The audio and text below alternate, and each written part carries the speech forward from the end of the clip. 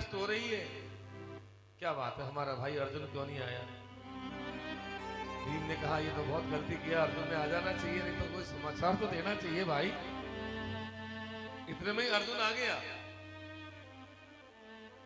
अर्जुन आया तो पागल की तरह आया, मानो कोई पागल आ रहा हो। भीम ने कहा अर्जुन तो आ गया लेकिन पागल की तरह आ रहा है, ये क्या हो गया तुझे? युधिष्ठिर ने पूछा अर्जुन तुझे क्या हो गया मेरे भाई, तू पागल कैसे हो गया? तूने कोई ब्राह्मण को तो नहीं मार दिया? तूने कोई ब्राह्मण को तो नहीं मार दिया? तूने कोई गाय को तो नहीं मार दिया? तूने कोई अगम्य नारी के साथ में गलत कर्म तो नहीं कर दिया मेरे भाई? तेरा तेज कैसे गिर गया मेरे अर्जुन? जिसके धनुष की टंकार से त्रिलोकी गूंज जाती थी, आज उस अर्जुन को क्या हो गया? जब अर्जुन के सामने बार बार पूछा तो अर्जुन रोने लगा। क्या कहा? वंचितो हम महाराजो हरिणा बंधु रूपिणा येन मे प्रहृतं तेजो देव विश्वामनम। दादा हम वंचित हो गए, हमको भगवान द्वार का नाम छोड़कर चले गए, मुझे छोड़ के चले गए, ये धरती को छोड़ के चले गए, परम धाम चले गए भगवान।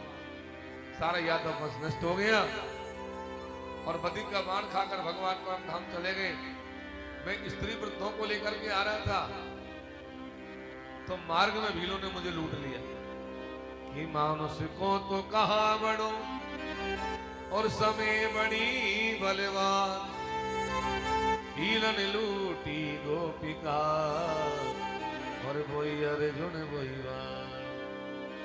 अर्जुन कहता है मेरा धनुष बाण कोई काम नहीं आया, मैं देखता रह गया और भील गोपियों को लूट करके चले गए और मैं देखता रह गया। अर्जुन ने जब भगवान के परम धाम जाने का समाचार पांडवों को दिया तो पांडवों की माता का नाम है कुंती, दूध निकाल रही थी और दूध निकालते निकालते सुन लिया कि मेरा भतीजा तो गया, हाथ में से दूध का पात्र नीचे गिर गया और कृष्ण कृष्ण कह करके कुंती ने मां के माई प्राण त्याग दिया। प्रेम हो तो ऐसा, जैसे राजा दशरथ ने प्राण त्यागे, राम राम कही राम कही, राम राम कही राम, तनु परिहर रघुवर विरह राव गए। पांचों पांडवों ने विचार कर लिया कि भाई जब भगवान चले ही गए तो अब हमारा धरती पर रहना ठीक नहीं है, अब हमको भी चली देना चाहिए।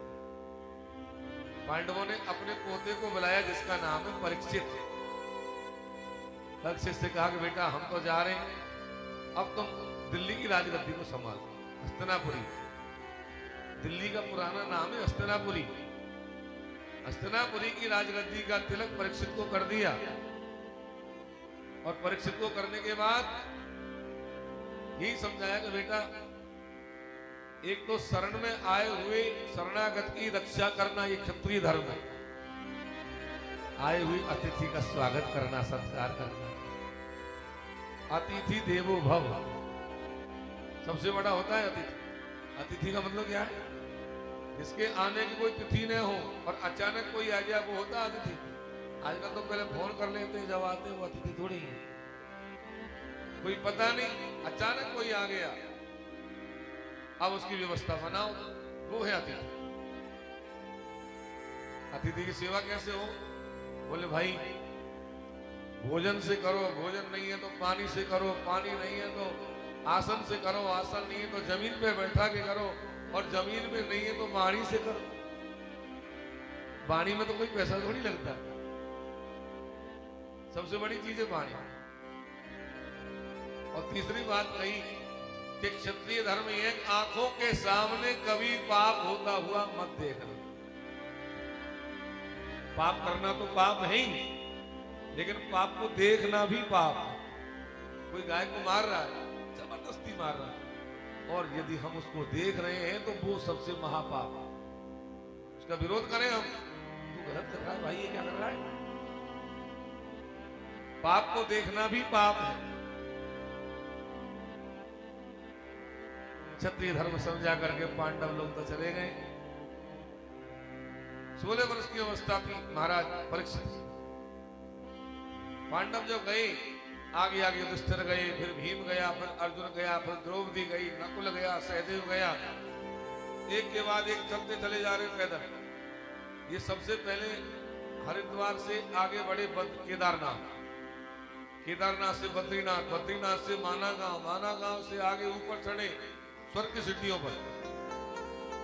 जब स्वर्ग की सीढ़ियों को चढ़े तो सबसे पहले द्रौपदी बर्फ में गल गई। अर्जुन गल गया, नकुल गल गया, सहदेव गल गया, भीम गल गया। देखो कर्म का तो भोगना पड़ता है। गीता में क्या लिखा है? अवश्यमेव भोक्तव्यम कृतं कर्म शुभाशुभम्। अवश्य भोगना पड़ेगा जो किया हुआ कर्म, शुभ अशुभ कर्म, हर जीव को भोगना पड़ेगा। द्रौपदी क्यों गली? द्रौपदी के 5 पति थे, लेकिन फिर भी द्रौपदी अर्जुन को ज्यादा महत्व देती थी। आज गलना है। नकुल क्यों गला? क्योंकि रूप का अभिमान था। सहदेव क्यों गला? विद्या का घमंड था। भीम क्यों गला? बल का घमंड था। अर्जुन क्यों गला? बाण विद्या का घमंड था। युधिष्ठिर महाराज नहीं गले, केवल दाएं चढ़ का अंगूठा मात्र गला। से सरी स्वर्ग में गए। और वो भी क्यों गला? एक बार झूठ बोल ले। भगवान ने कहा जैसे यदि युधिष्ठिर कहते तो वो झूठ नहीं था, लेकिन नमक मिर्ची लगाने से वो झूठ हो गया। भगवान ने तो इतना कहा था कि आज तुमको ये बोलना है आज की लड़ाई में अश्वत्थामा मारा गया, बस। लेकिन इन्होंने नमक मिर्ची और लगा दिया कि अश्वत्थामा तो मारा गया, लेकिन आदमी मरा, हाथी मरा, मुझे पता नहीं। ये नमक मिर्ची लगाने से एक बार युधिष्ठिर को नरक का दर्शन करना पड़ा। देखो भाई, कर्म का तो भोगना पड़ता है, हर जीव को भोगना पड़ता है, और न जाने कितने जन्मों में भोगना पड़ता है। हम जो भी करते हैं एक एक चीज का भोगना पड़ता है।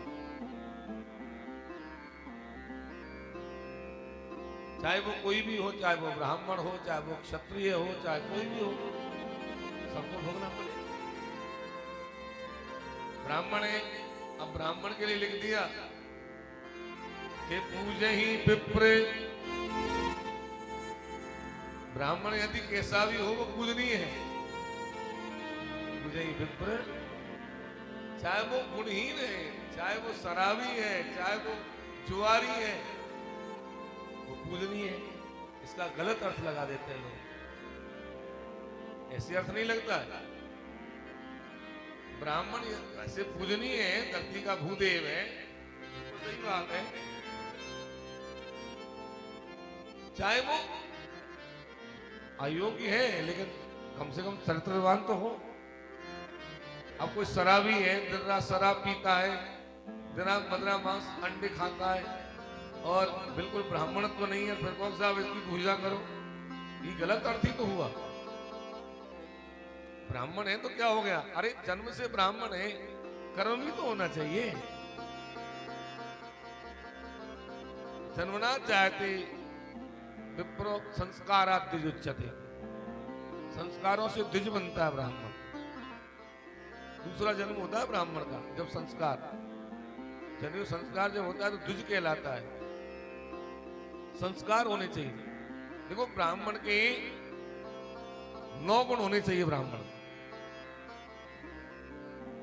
में 9 गुण बताए हैं शास्त्रों में। वो यदि है तो वो ब्राह्मण है, और वो यदि है तो वो ब्राह्मण, फिर उसको रोकने वाला दुनिया में कोई नहीं है। वो 9 गुण कौन से हैं ब्राह्मण में? बोले ऋजु, तपस्वी, तेजस्वी। एक तो ऋजु, सरल होना चाहिए ब्राह्मण, बिल्कुल सरल, वो ब्राह्मण। तपस्वी, ब्राह्मण का बल है तपस्या, भजन की, तप की, आदि की तपस्या होनी चाहिए ब्राह्मण के पास में। गीता आदि का पाठ करे, गायत्री का जप करे, ये तपस्या होनी चाहिए ब्राह्मण के पास। तेजस्वी, तेज होना चाहिए ब्राह्मण के पास, वो ब्राह्मण का गुण है। अगला गुण है क्षमाशीलो जितेंद्रियो। ब्राह्मण का गुण है क्षमावान होना चाहिए, ये ब्राह्मण का गुण बताए। और जितेंद्रिय अपनी इंद्रियों पर निग्रह करने वाला होना चाहिए, ये ब्राह्मण का गुण है। जितेंद्रिय होना चाहिए ब्राह्मण। दाता सूर, दानी होना चाहिए। ये नहीं ब्राह्मण का कर्म क्या है, दान लेना और दान देना, ज्ञान लेना और ज्ञान का अर्जन करना, ज्ञान को बांटना और ज्ञान को लेना, दोनों काम ब्राह्मण के। दान लेना ही लेना नहीं है ब्राह्मण का काम। ब्राह्मण का काम है दान लेना और दान देना। दाता सूर, सूरवीर भी होना चाहिए परशुराम की तरह। समय आ जाए तो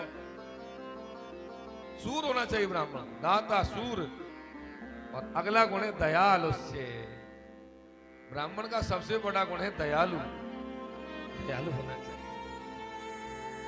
कोई भी निस्सहाय को देखा, किसी गरीब को देखा, किसी कमजोर को देखा, दया आ गई, ये ब्राह्मणत्व है। दाता सूर दयालु से ब्राह्मणो नव भी गुणई। ये 9 गुण है ब्राह्मण का। इनसे युक्त जो होता है वो ब्राह्मण कहलाता है।